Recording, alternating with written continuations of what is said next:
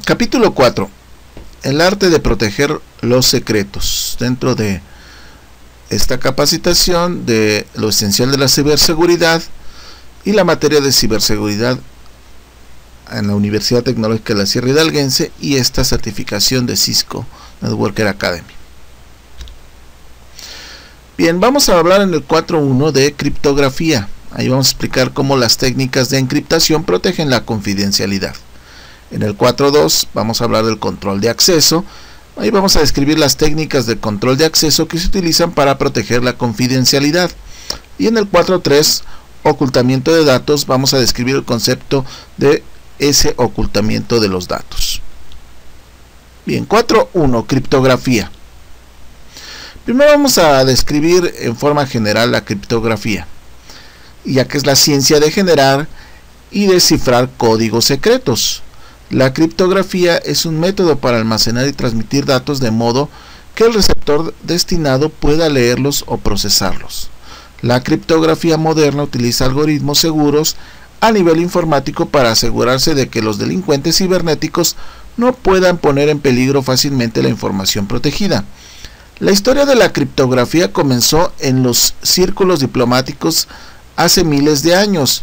Los mensajeros de la corte del rey llevaban mensajes cifrados a otras cortes. Ocasionalmente, otras cortes no involucradas en la comunicación interpretaban o intentaban robar los mensajes enviados a un reino que consideraban un adversario. Poco después, los comandantes militares comenzaron a utilizar la encriptación para asegurar dichos mensajes. Cada método de encriptación utiliza un algoritmo específico llamado código para cifrar y descifrar los mensajes. El código consta de una serie de pasos bien definidos utilizados para encriptar o descifrar los mensajes. Existen varios métodos para crear un texto cifrado: transposición, sustitución, libreta de un solo uso. Dos tipos de encriptación. Existen dos clases de algoritmos para la encriptación: los algoritmos simétricos y los algoritmos asimétricos. Referente a los algoritmos simétricos, estos algoritmos utilizan la misma clave precompartida, a veces llamada un par de clave secreta, para cifrar y descifrar datos.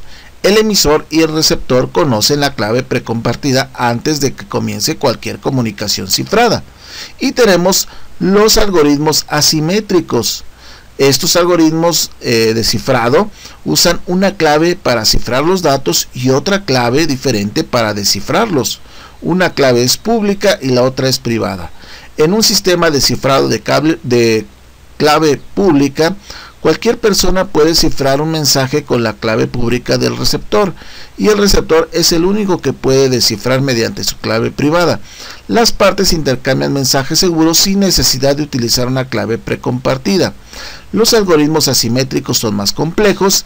Estos algoritmos requieren muchos recursos y son más lentos para ejecutar. Ok, la encriptación de la clave privada. Los procesos de encriptación simétrica. Los algoritmos simétricos utilizan la clave precompartida para cifrar y descifrar datos. Un método también conocido como encriptación de clave privada. Los numerosos sistemas de encriptación usan la encriptación simétrica. Algunos de los estándares de encriptación comunes que usan la encriptación simétrica incluyen los siguientes: el DES triple. El estándar de encriptación digital DES es un cifrado de bloques simétricos con un tamaño de bloque de 64 bits que utiliza una clave de 56 bits. Este estándar de encriptación digital triple cifra los datos 3 veces y utiliza una clave diferente para al menos una de las 3 veces, proporcionando un tamaño de clave acumulativo de 112 a 168 bits. Tenemos el algoritmo internacional de cifrado de datos también, el IDEA. Utiliza bloques de 64 bits y claves de 128 bits. Este algoritmo internacional de cifrado de datos realiza 8 rondas de las transformaciones en cada uno de los 16 bloques que se producen al dividir cada bloque en 64 bits. IDEA fue el reemplazo de DES. Ahora la PGP, la Pretty Good Privacy, la utiliza. También tenemos el AES, el estándar de encriptación avanzada. Tiene un tamaño de bloque fijo de 128 bits con un tamaño de clave de 128, 192, 256 bits. El Instituto Nacional de Normas y Tecnologías, la NIST, aprobó el algoritmo AES en diciembre del 2001. El gobierno de los Estados Unidos utiliza el AES para proteger la información clasificada. Ahora, en la encriptación de clave pública, tenemos el proceso de encriptación asimétrica. La encriptación asimétrica, también denominada cifrado de clave pública, utiliza una clave para la encriptación que es diferente a la clave que es utilizada para el cifrado. Un delincuente no puede calcular la clave de cifrado según el conocimiento de la clave de cifrado y viceversa, una cantidad de tiempo razonable.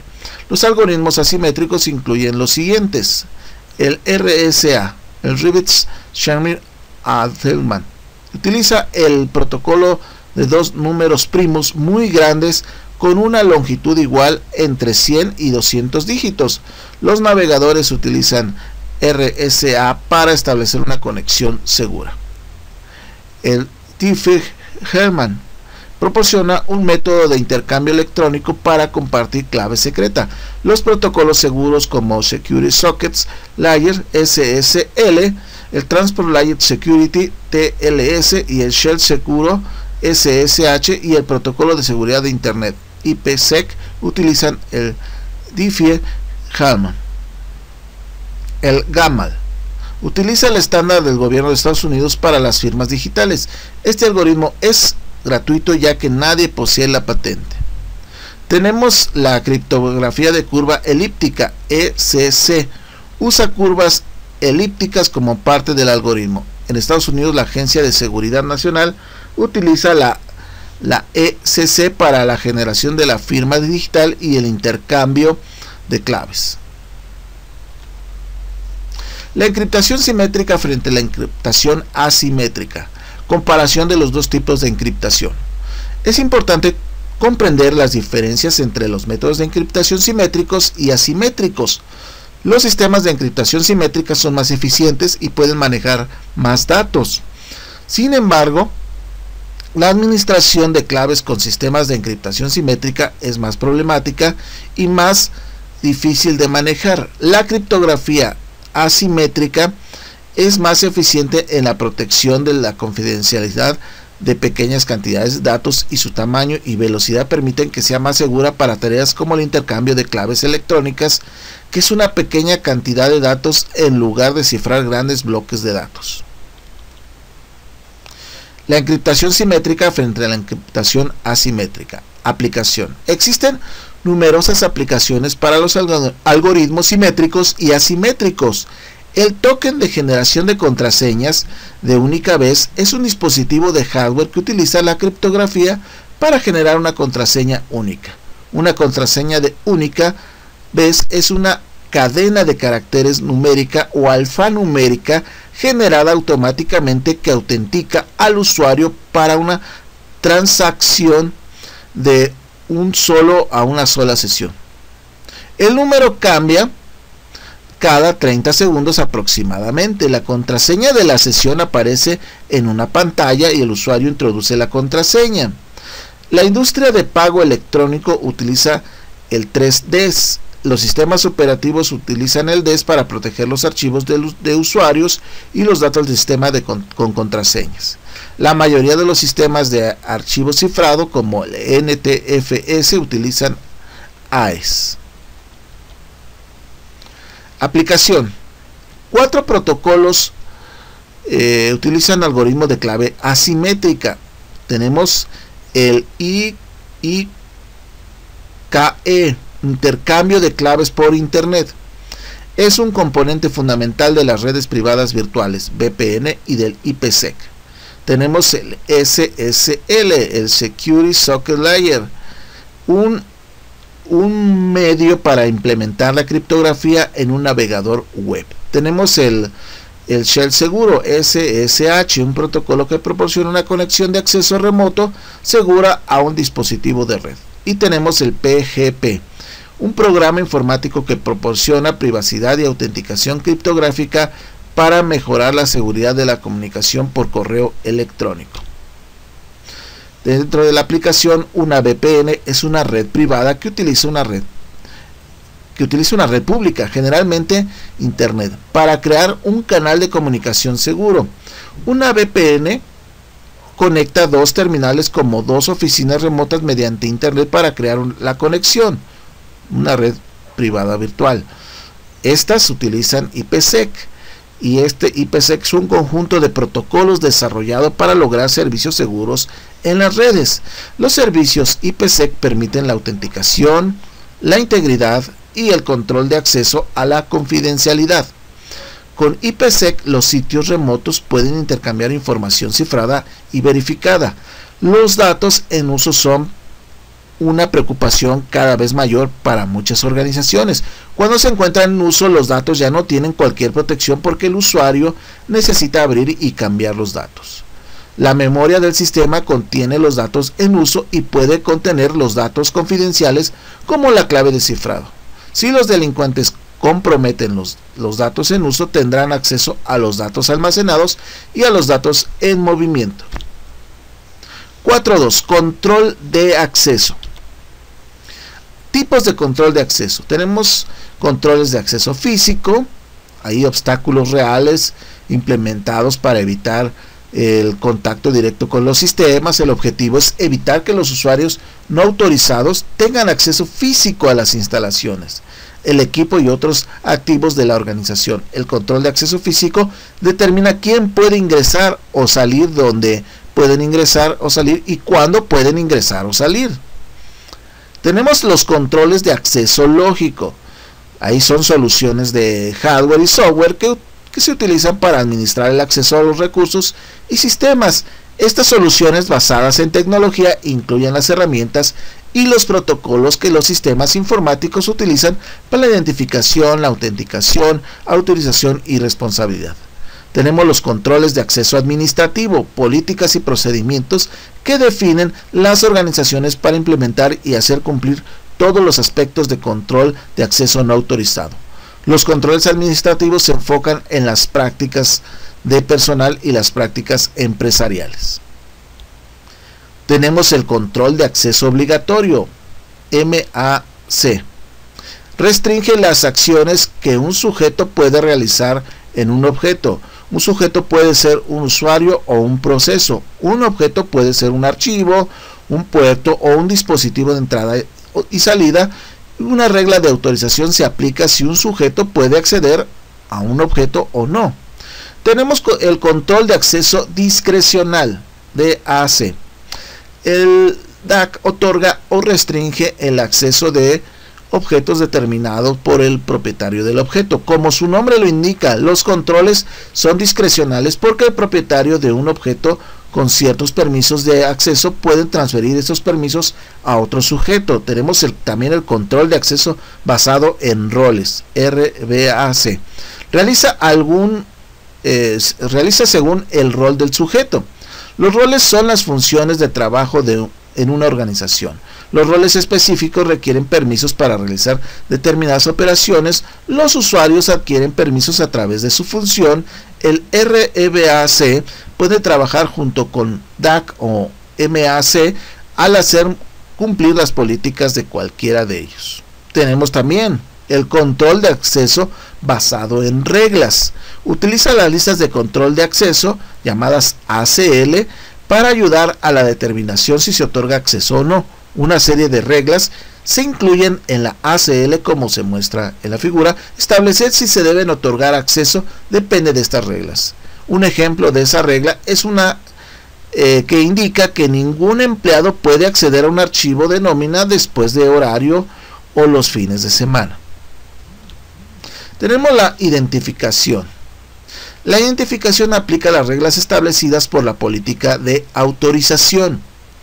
Aquí hablamos de que un sujeto solicita acceso a un recurso del sistema. Cada vez que el sujeto solicita acceso a un recurso, los controles de acceso determinan si otorgar o denegar el acceso. Las políticas de ciberseguridad determinan qué controles de identidad deben utilizarse. La sensibilidad de la información y los sistemas de información determinan cuán rigurosos son los controles. El aumento de las violaciones de datos han forzado a muchas organizaciones a fortalecer sus controles de identificación. Tenemos también métodos de autenticación dentro de este control de acceso. ¿Qué es lo que sabe? Las contraseñas o pins, por ejemplo, son algo que el usuario conoce. Estas contraseñas es el método más popular que se utiliza para la autenticación, como cuando metemos la tarjeta de crédito o de débito a un cajero. ¿Qué es lo que tiene? Tarjetas inteligentes y llaveros de seguridad son dos ejemplos de algo que los usuarios tienen en su poder. También, ¿quién es? Una característica física única como una huella digital, la retina, una voz que identifica a un usuario específico, se denomina biométrica. También tenemos la autenticación de varios factores. La autenticación de varios factores utilizan al menos dos métodos de verificación. Un llavero con clave de seguridad es un buen ejemplo. Los dos factores son algo que usted sabe como la contraseña y algo que posee como un transmisor de seguridad. Tenemos la autorización de control de acceso. Controla lo que el usuario puede hacer o no en la red después de una autenticación satisfactoria. Después de que un usuario prueba su identidad, el sistema verifica a qué recursos de red puede acceder el usuario y qué pueden hacer los usuarios con los recursos. La autorización utiliza un conjunto de atributos que describe el acceso del usuario a la red.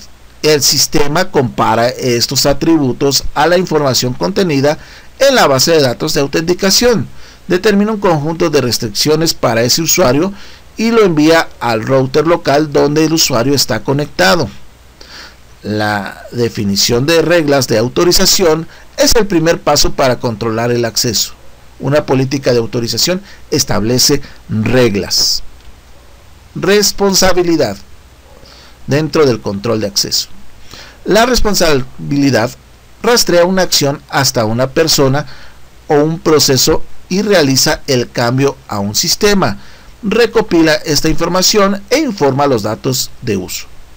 La organización puede utilizar estos datos para fines como auditorías o facturación. Los datos recopilados pueden incluir el tiempo de inicio de sesión de un usuario, si el inicio de sesión fue un éxito o una falla a los recursos de red o los que el usuario tenía acceso. Esto permite que una organización localice acciones y errores durante una auditoría o una investigación. La implementación de responsabilidad consta de tecnologías, políticas, procedimientos y formación. Los archivos de registro proporcionan información detallada según los parámetros seleccionados. Tenemos tipos de controles de seguridad. Controles preventivos. Prevenir significa evitar que algo suceda. Los controles de acceso preventivo evitan que ocurran actividades no deseadas o no autorizadas. Tenemos los controles disuasivos. Un obstáculo es lo opuesto a una recompensa. Una recompensa alienta a las personas a hacer lo correcto, mientras que un obstáculo las desalienta a hacer lo incorrecto. Los profesionales y las organizaciones de ciberseguridad utilizan los impedimentos para limitar o para mitigar una acción o un comportamiento. Los obstáculos no siempre detienen estas acciones. Control de detección. Tenemos la detección, es el acto o proceso de advertir o descubrir algo. Las detecciones de control de acceso identifican diferentes tipos de actividad no autorizada. Los sistemas de detección pueden ser muy simples, como un detector de movimiento o un guardia de seguridad. También pueden ser más complejos, como un sistema de detección de instrucciones.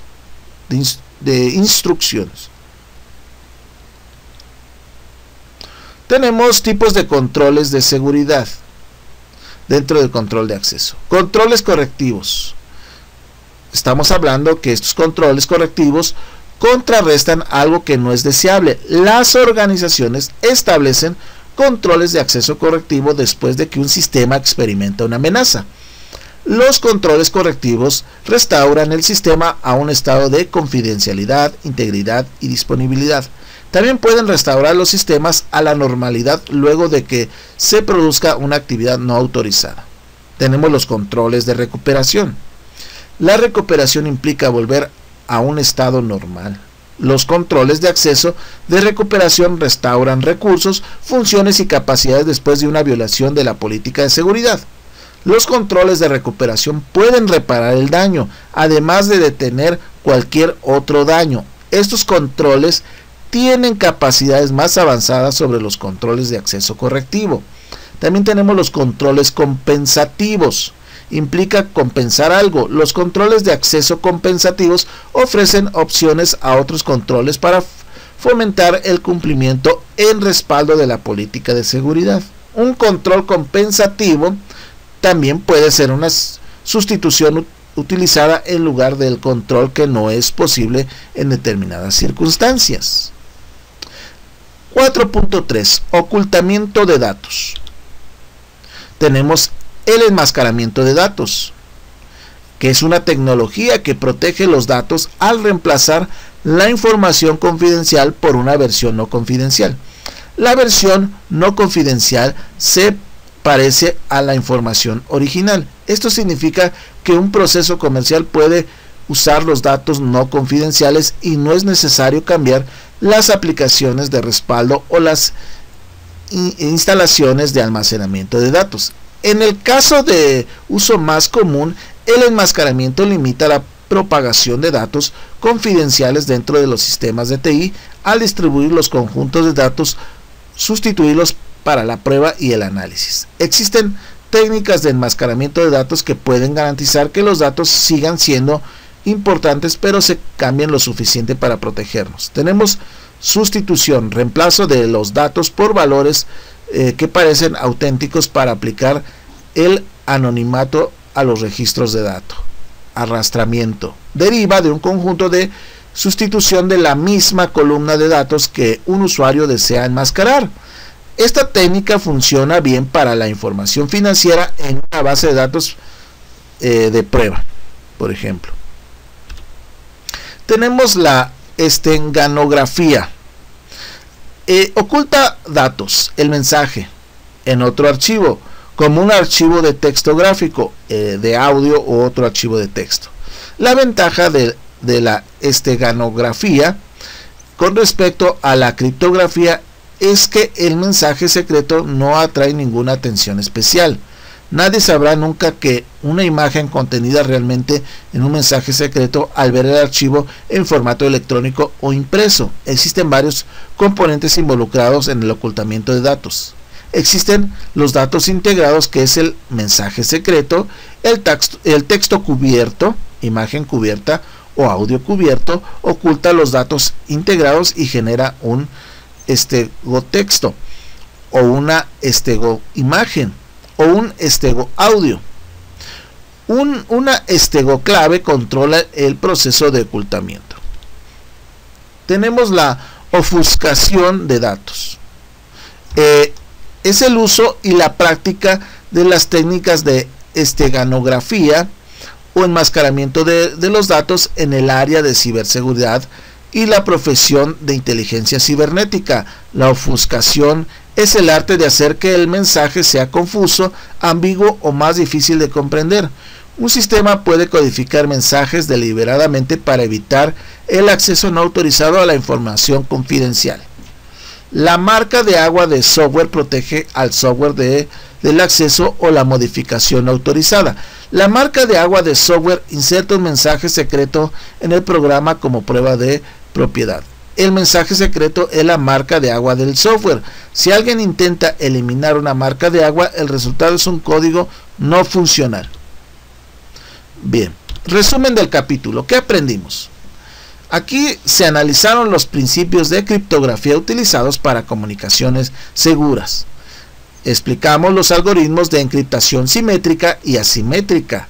se compararon los dos algoritmos, se proporcionaron ejemplos de su uso. También explicamos cómo el control de acceso evita el acceso no autorizado a un edificio, una sala o un sistema o a un archivo mediante una identificación, autenticación, autorización y responsabilidad. Además, en este capítulo también se describieron los diversos modelos de control de acceso y los tipos de control de acceso. Concluimos que con el análisis de las diversas maneras en que los usuarios enmascaran los datos, la ofuscación de datos y la esteganografía son dos técnicas utilizadas para lograr enmascaramiento de datos. Y con esto terminamos esta explicación. Gracias.